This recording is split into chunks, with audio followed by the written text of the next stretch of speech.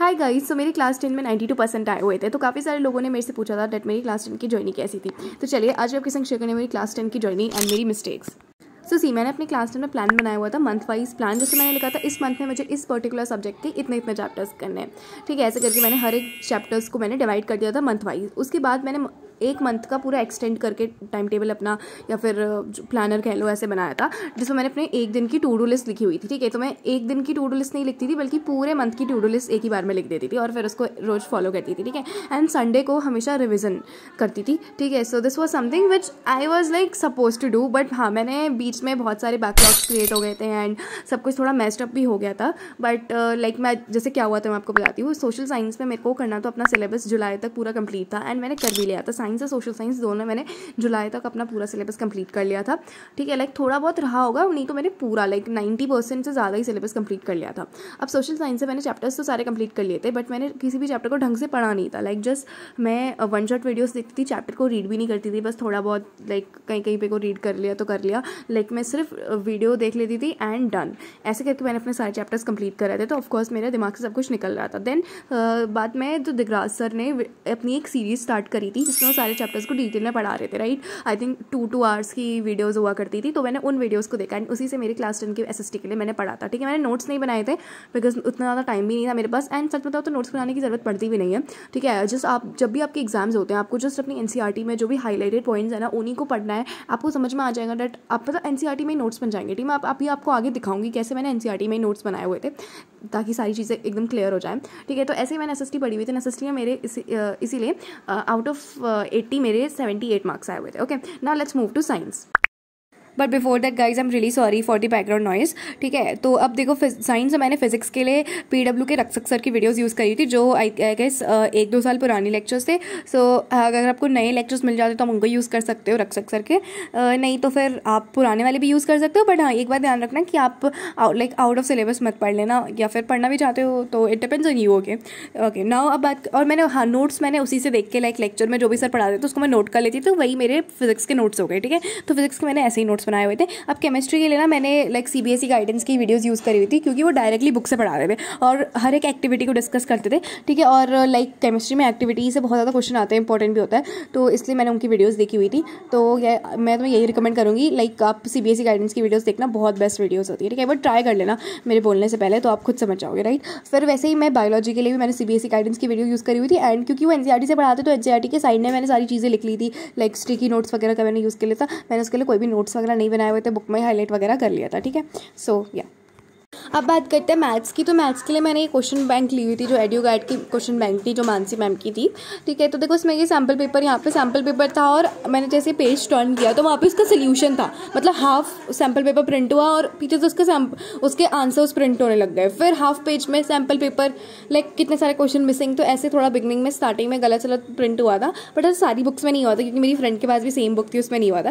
खैर एनीवेज, अब मैं बात करती हूँ मैथ्स की। तो मैथ्स के लिए ना स्टार्टिंग में तो मैं ट्यूशन जा रही थी, ठीक है। मैं 2 मंथ्स के लिए ट्यूशन की थी। देन जो ट्यूशन वाली मैम थी, उनके कुछ पर्सनल रीजंस की वजह से उन्होंने ट्यूशन पढ़ाने से मना कर दिया था।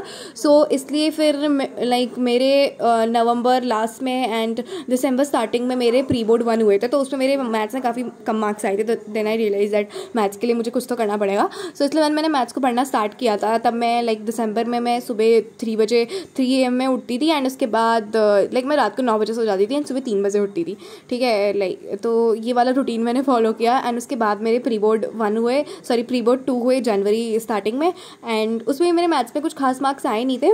बट मैंने उसके बाद ये वाली बुक ली, एंड फिर ये एड्यू गाइड वाली बुक ली, एंड उसके बाद देन मैं NCERT और इसे दोनों को साथ साथ में प्रैक्टिस करती थी। अगर आप मेरे पुराने व्लॉग्स देखे होंगे आपने क्लास 10 के, तो क्योंकि उस टाइम पे मैंने थोड़ा सा कंसिस्टेंटली व्लॉग बनाना स्टार्ट कर दिया था।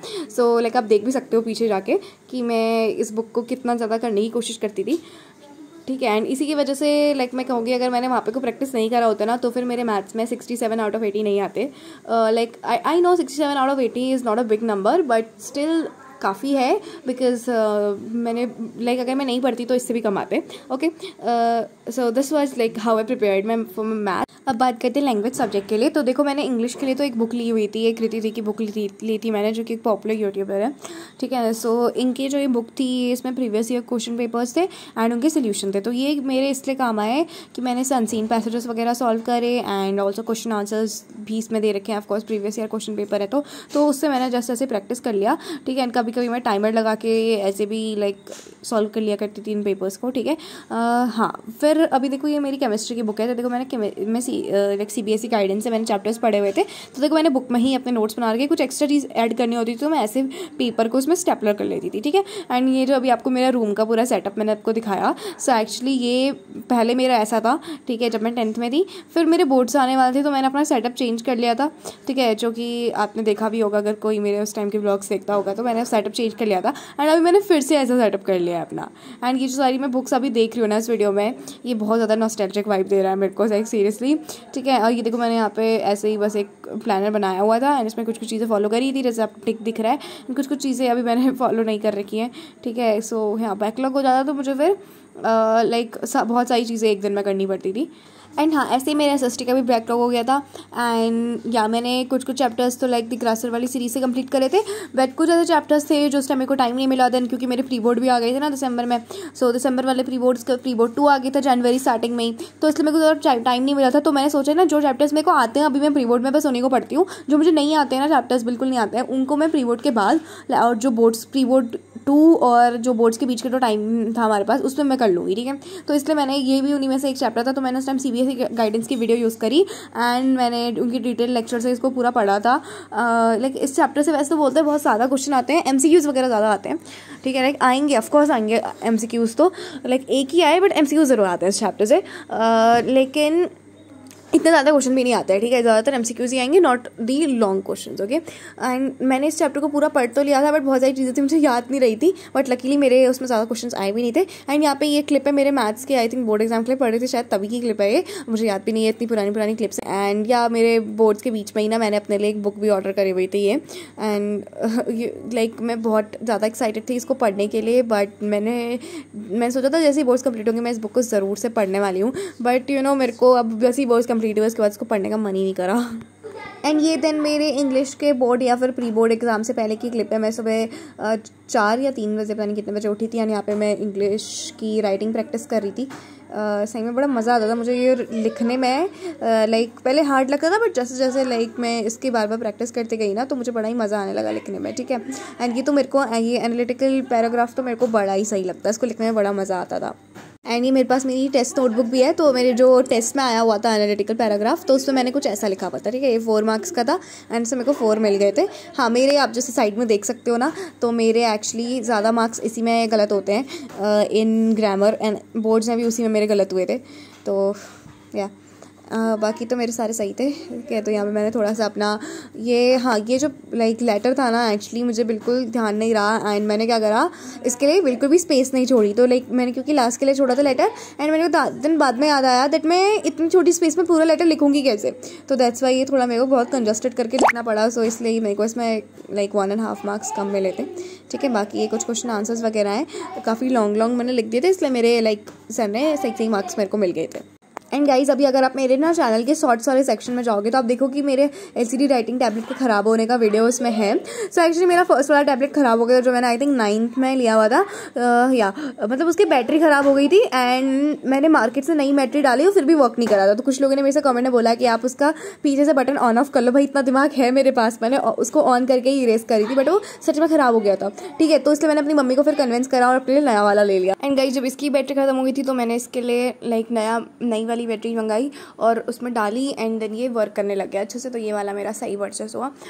एंड अभी गाइज आगे जो आप क्लिप्स देखने वाले हो लाइक तो वो आपके मोटिवेशन के लिए मैंने आगे कुछ क्लिप्स लगाई हुई हैं which are not only going to motivate you but मेरे को भी बहुत मोटिवेट करने वाले, क्योंकि मैं लाइक कंपेयर टू 10th में 11th में इतना ज़्यादा लेट नाइट स्टडी नहीं करती हूँ या फिर अर्ली मॉर्निंग स्टडी नहीं करती हूँ, या फिर मतलब मेरे दिन इतना ज़्यादा प्रोडक्टिव नहीं जाते हैं अभी 11th के जितने ज़्यादा 10th में जाते थे। तो ये आगे की clips are even going to motivate me. So अभी मैं कुछ ज़्यादा बोलती नहीं हूँ and you guys just enjoy.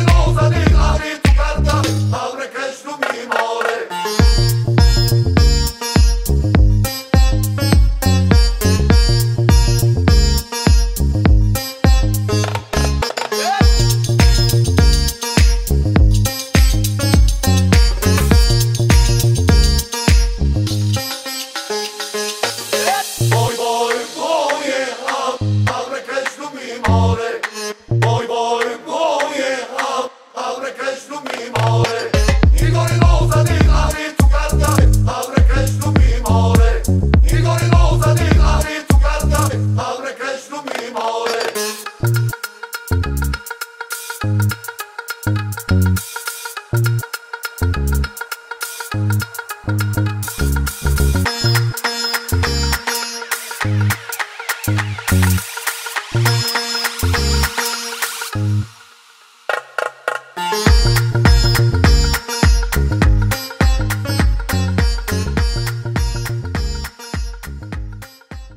that was all my class 10 journey, and I hope you guys found this video helpful. So please subscribe my channel for more such videos. Bye bye.